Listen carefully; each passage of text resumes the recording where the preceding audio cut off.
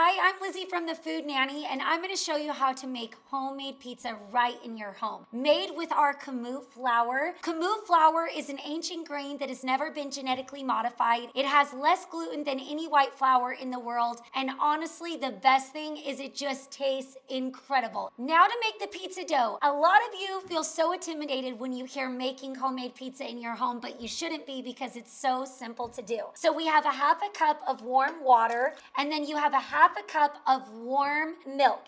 And we're actually using the milk. I got a cow a couple of months ago. I just love all the things that I am doing with her milk. So now we're gonna add 2 teaspoons of sugar, and we're gonna use active dry yeast. We're gonna add 2.5 teaspoons. And what we're gonna do is we're just gonna give it a little stir, and we're gonna let it sit and get nice and bubbly for about 5 minutes. We have now let it rise, and we're gonna add the rest of our ingredients. So we're gonna add 1 tablespoon of olive oil, and then we're gonna add our Kamut flour. Now it's important that you don't add always the full amount of flour on a recipe. Even though you have a guideline on how much you should use, always take it slow because you can always add, you can't take away.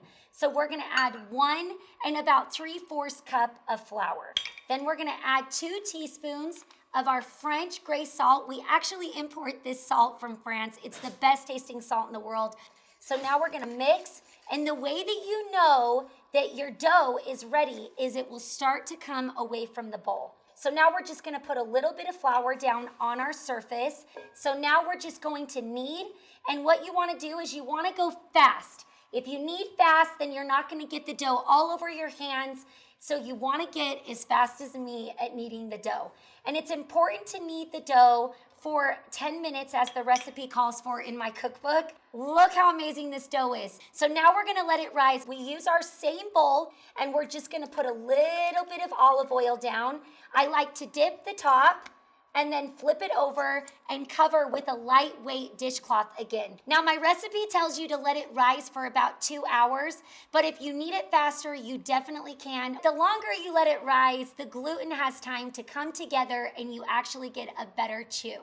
Our dough has now been rising, so we're gonna take it out of our bowl. I like to make thin crust pizza, so I'm gonna use my dough scraper, and you can get out a rolling pin, but sometimes I just use my hands. Now we're gonna take our pizza peel, and we're just gonna dust it with a little bit of white flour. And we've gotta work quick. If you don't work quick with homemade pizza, then it can stick, and it's gonna be hard to get it into your pizza stone in the oven. So now we're just gonna do a little bit of olive oil. I'm showing you how to make our arugula pizza.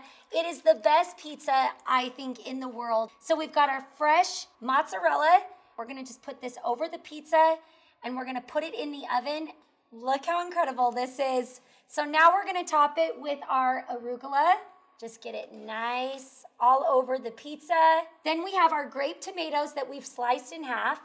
Then we're gonna take our finishing salt. So earlier when we were making the dough, we had the coarse gray salt, and then this is the finishing. It's more fine for pizzas, eggs, salads, desserts, things like that. Olive oil on top, and some ground black pepper.